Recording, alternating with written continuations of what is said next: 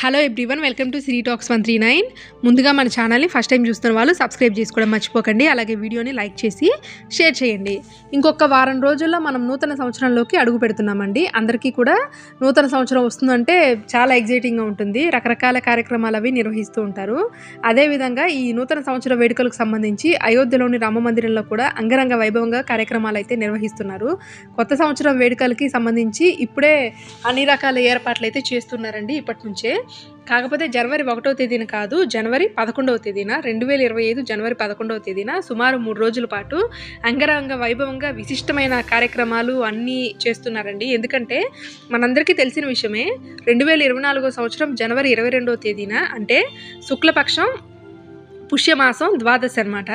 ఆ రోజున మనకి అయోధ్యలో బాలరూపంలో ఉన్న రామ్లల్ల విగ్రహానికి ప్రాణప్రతిష్ఠ జరిగింది. కరెక్ట్గా అదే రోజు వచ్చేసి 2025 సంవత్సరం జనవరి 11వ తేదీన వస్తుందండి. అదే శుక్లపక్షం, అదే ద్వాదశ తిథి, అదే పుష్యమాసం.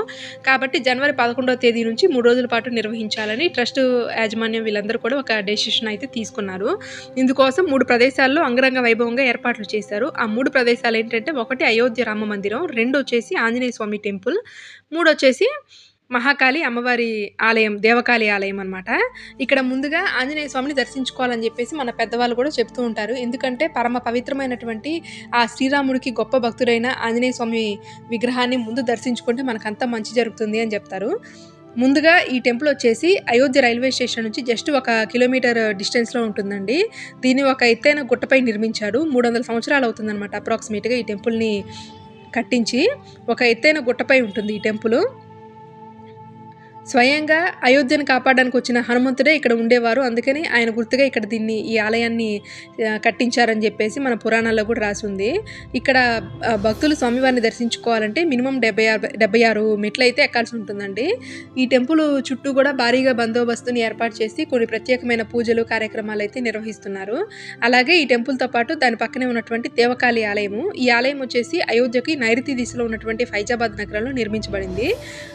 ఈ ఆలయానికి కూడా ఒక విశిష్టమైన చరిత్ర అయితే ఉందండి. అదేంటంటే, సీతాదేవి తను వచ్చేటప్పుడు తనతో పాటు ఈ మాతా గిరిజాదేవి విగ్రహాన్ని కూడా తీసుకొచ్చిందని చెప్పేసి నమ్ముతూ ఉంటారు. అలాగే దశరథ మహారాజు కూడా ఆ గిరిజాదేవి విగ్రహానికి గుర్తుగా ఇక్కడ టెంపుల్ అయితే నిర్మించి విగ్రహాన్ని ప్రతిష్ఠించారు, ఆ విగ్రహాన్ని అని చెప్పేసి పురాణాల్లో కూడా రాసి ఉంది. అలాగే రామాయణంలో కూడా దీనికి సంబంధించిన కంప్లీట్ వివరాలు అయితే ఉన్నాయండి. ఎవరన్నా తెలియని వాళ్ళు ఉంటే కనుక ఒకసారి రామాయణంలో దీనికి సంబంధించిన ఘట్టాన్ని పరిశీలించవచ్చు. అలాగే ఇంకా ఇక్కడ కూడా మనకి భారీగా బందోబస్తు ఏర్పాటు చేస్తారండి. శ్రీరాముడు ఈ ప్రాంతంలో స్వయంగా శివలింగాన్ని ప్రతిష్ఠించాడనే కథ కూడా ఒకటి ఉంది. అలాగే శ్రీరాముడు కుమారుడైనటువంటి కుశుడు కూడా ఈ అయోధ్యలో ఈ ఆలయాన్ని నిర్మించాడు, అంటే దాన్ని రెనోవేట్ చేయించాడు అని చెప్పేసి కొన్ని కథలు అయితే రాసున్నాయండి. ఇక్కడ కూడా భారీగా బందోబస్తు అయితే ఏర్పాటు చేస్తున్నారు. ఇక మెయిన్ విషయం వచ్చేసి జనవరి 11వ తేదీన అంటే శనివారం రోజు మధ్యాహ్నం 12:20 మనకి కార్యక్రమాలు అయితే నిర్వహించడం జరుగుతుందండి. ముందుగా అయితే ఆ రామ్లల్ల విగ్రహానికి ప్రత్యేకమైన పూజలు చేస్తారండి.